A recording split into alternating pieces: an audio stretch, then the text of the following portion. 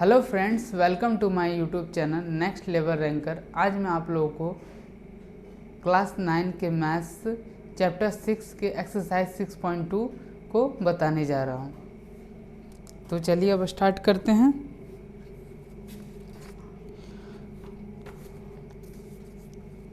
तो इसका जो इसमें फर्स्ट क्वेश्चन में फिगर दिया हुआ है,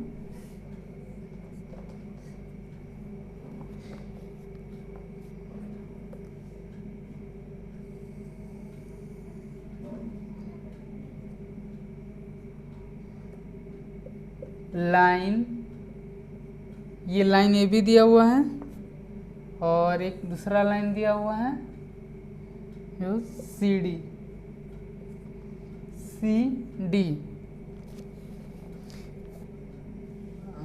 A B parallel to C D दिया हुआ है। ए बी और सी डी लाइन जो है वो पैरेलल है। यहाँ पर जो एंगल है वो 50 डिग्री दिया हुआ है। ये 130 डिग्री। ये एंगल वाई, एंगल एक्स। ठीक है, फिगर कंप्लीट हो गया। तो यहाँ पर हम लोग को जो निकालना है, एक्स और वाई का वैल्यू निकालना है। तो एक्स और वाई का वैल्यू कैसे निकलेगा? तो सबसे पहले एक्स का वैल्यू निकालने के लिए यहाँ पर हम लोग देखेंगे, अगर हम ये नीचे का अगर भूल जाएं, खाली यहाँ पर अगर सिर्फ एक यहाँ पर इस लाइन को भूल जाएं, सिर्फ एक ये स्ट्रेट लाइन को अगर देखें तो यहाँ पर हम देखेंगे ये एक्स है और फिर इधर ये दूसरे साइड ये 50 डिग्री और यहाँ पर एक ट्रांसवर्स इसको काट रहा है। दैट मीन्स ये इधर 50 डिग्री और ये एक्स, और ये एक स्ट्रेट लाइन है। तो एक स्ट्रेट लाइन में कितना होता है, कितना भी एंगल बने तो कितना होता है, एक स्ट्रेट लाइन में मैंने पहले ही वीडियो में बताया था, एक स्ट्रेट लाइन में कितना भी एंगल बने तो टोटल का जो सम जो होता है वो होता है 180 डिग्री। तो इसमें जो दो एंगल बन रहा है तो इन दोनों का सम कितना हो जाएगा, तो 180 डिग्री। तो यहाँ पर लिखेंगे x प्लस 15 बराबर 180 डिग्री। रीजन क्या हो जाएगा, लीनियर पेयर एक्सम। ठीक है, ये रीजन हो गया। तब ये कितना हो x, तब x बराबर 50 को अगर दूसरे साइड भेजेंगे तो ये प्लस में है तो दूसरे साइड जाके ये माइनस में हो जाएगा, तो -50 हो जाएगा।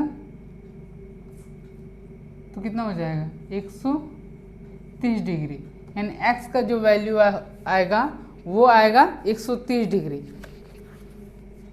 अब हमें जो नेक्स्ट निकालना, अब y का वैल्यू निकालना। तब y का वैल्यू क्या आ जाएगा, तो यहाँ पर पहले वीडियो में बताया था मैंने कि जब दो लाइन एक दूसरे को काटती है तो इसका जो अपोजिट एंगल होता है वो इक्वल होता है। ये अपोजिट एंगल हो गया a, तो ये भी a हो जाएगा, बराबर हो जाएगा। ये b होगा एंगल, तो ये भी b हो जाएगा। यानी जब दो लाइन एक दूसरे को काटती है तो जो अपोजिट एंगल जो होता है वो इक्वल होता है।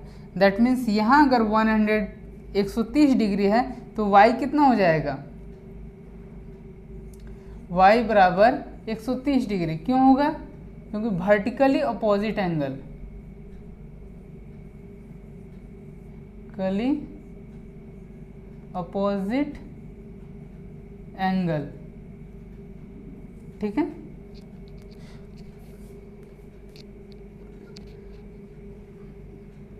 तो ठीक है, पहला क्वेश्चन आपको समझ में आ गया होगा। अब हम दूसरा क्वेश्चन सॉल्व करते हैं।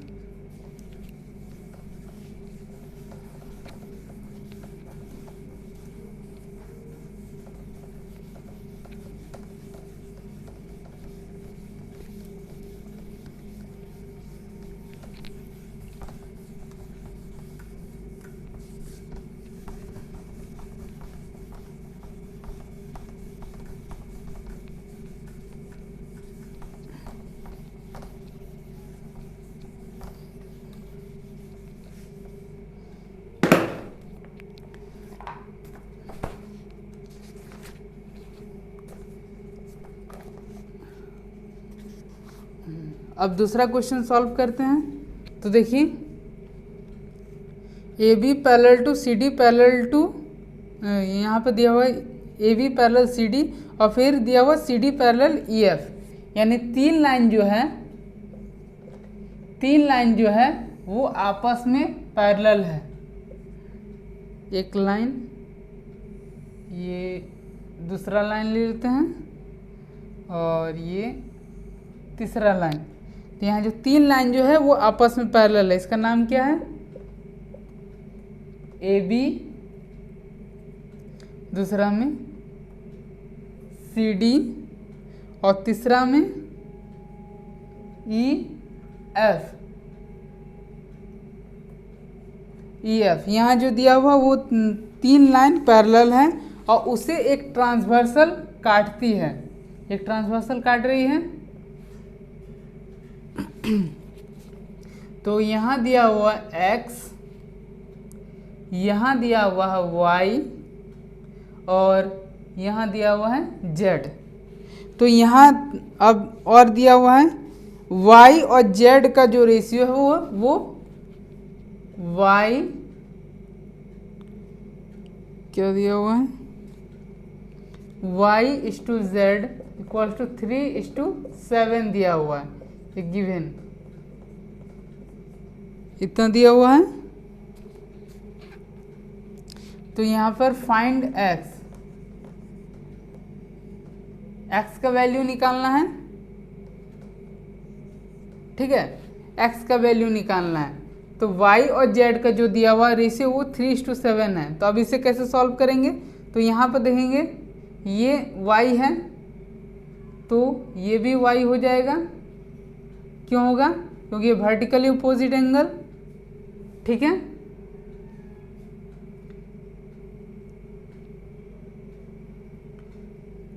तो देखिए ये भी y हो गया, ये वर्टिकली अपोजिट एंगल, तो इसको कैसे लिखेंगे?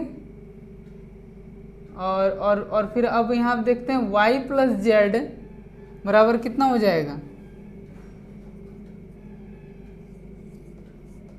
y प्लस जेड बराबर 180 डिग्री। ये क्या हो जाएगा? को इंटीरियर एंगल, ये हो जाएगा को इंटीरियर एंगल, ठीक है।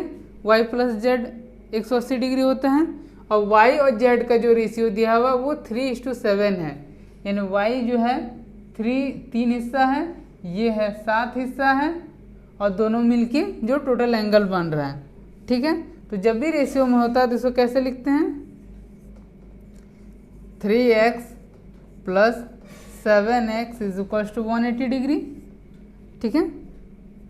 सॉरी x निकालना है ना, इसको कुछ और मान लेते हैं, इसको x ना मान के कुछ भी एक दूसरा वेरिएबल मान लेते हैं, जैसे 3a plus 3b equals to 7a equals to 180 degree. तो यहाँ पर कितना हो जाएगा? 10a बराबर 180 डिग्री, तो a बराबर हो जाएगा 180 डिग्री बट्टे 10 यानी 18 डिग्री। ये 18 आ गया। तो y कितना था? y यहाँ पर 3a था, ये कितना था? 7a था। तो यहाँ पर y बराबर कितना हो जाएगा? 3a बराबर 3 इंटू 18 यानी 54 डिग्री, और z बराबर 7a बराबर 7 गुने 18 बराबर 18 पे 90 18 36 यानी 126 डिग्री, ठीक है। यहाँ हमको जो निकालना है वो x का वैल्यू निकालना है। तो यहाँ पर जो है y जो निकल गया, y कितना निकला? 54 डिग्री निकल गया। z कितना निकला? 126 डिग्री निकल गया, ठीक है। यहाँ पर हालांकि z का हमको ज़रूरत नहीं है, सिर्फ y का ही ज़रूरत है। तब देखिए ये 54 डिग्री, तो यहाँ भी 54 डिग्री। तब यहाँ पे देख रहे हैं x प्लस वाई बराबर 180 डिग्री हो जाएगा, क्यों हो जाएगा? क्योंकि ये दोनों पैरेलल लाइन है और पैरेलल लाइन के अंदर का जो वो एक साइड का जो एंगल रहता है ट्रांसवर्सल के एक साइड का जो दो एंगल रहता है इंटीरियर वाला, उसका सम 180 डिग्री होता है। तो ये 180 डिग्री हो जाएगा। तो यहाँ पर x प्लस वाई बराबर 180 डिग्री, ये भी हो जाएगा को इंटीरियर एंगल, ठीक है। x प्लस वाई 180 डिग्री हो गया। x प्लस वाई कितना है? 54 डिग्री बराबर 180 डिग्री। तो x बराबर हो जाएगा 180 डिग्री माइनस 54 डिग्री बराबर कितना हो जाएगा? 126 डिग्री, ठीक है। आ गया, ये आंसर है। तो ठीक है, अब इसका स्क्रीनशॉट लेना चाहते हैं तो ले लीजिए। अब हम नेक्स्ट क्वेश्चन सॉल्व करते हैं।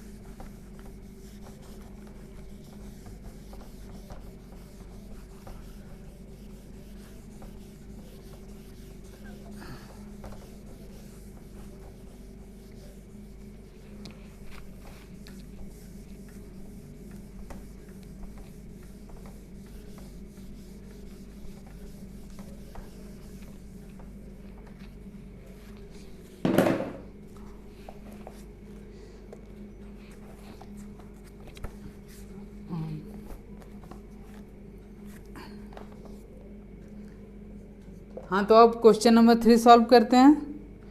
तो यहाँ पर A B parallel C D दिया हुआ है, E F is perpendicular to C D.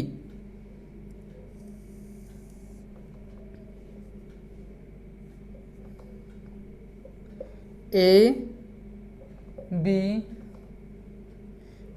Parallel C D, A B parallel C D दिया हुआ है और E F is perpendicular to C D. एक ई एफ है, यहाँ 90 डिग्री है, परपेंडिकुलर है, इसका मतलब इधर भी 90 डिग्री और इधर भी 90 डिग्री, इधर भी 90 डिग्री हो जाएगा। और फिर ये जाके यहाँ कट रहा है जी, ठीक है। अब दिया हुआ जी ई डी 126 डिग्री, जी ई डी ये जो कंप्लीट है ये है 126 डिग्री। तो फाइंड करना है angle A G E, angle G E F और एंगल एफ जी ई। यहाँ पे ये 3 एंगल को फाइंड करना है। ए जी ई ये एंगल को फाइंड करना है, जी ई एफ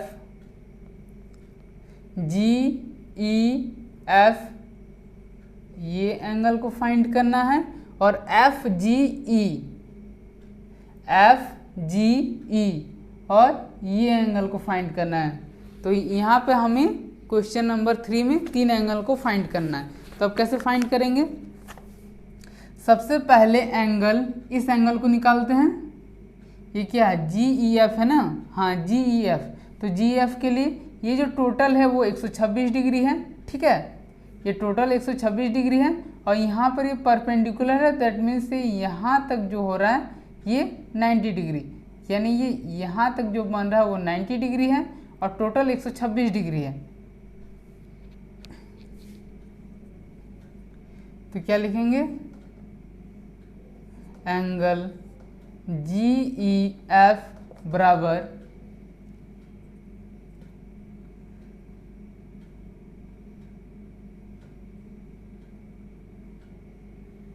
एंगल GED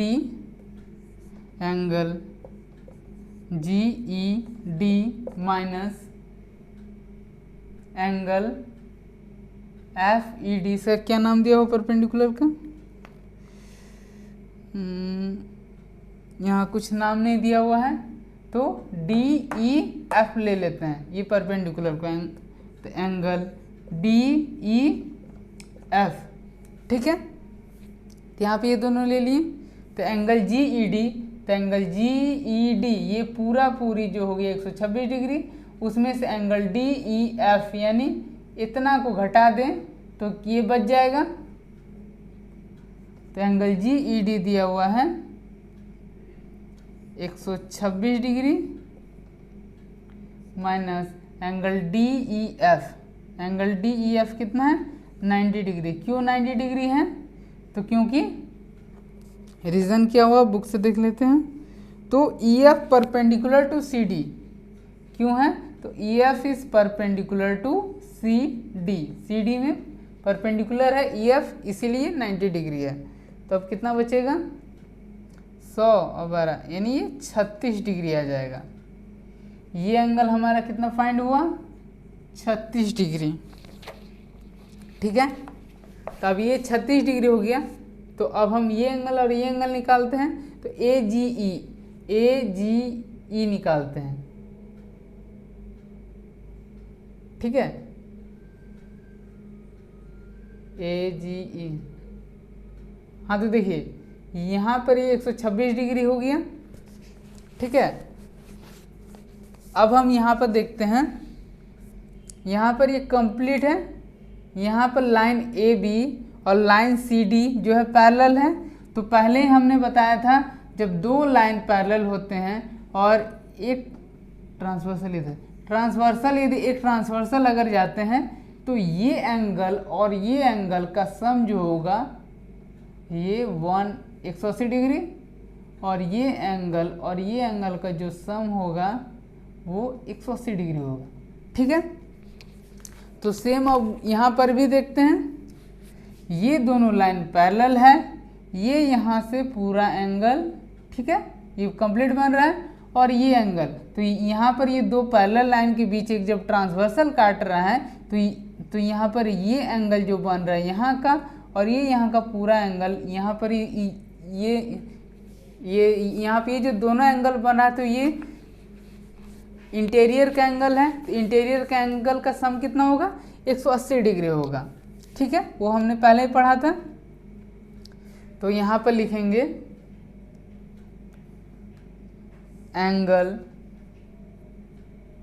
इसका नाम क्या है BGE, इस एंगल का नाम क्या है FGE एंगल FGE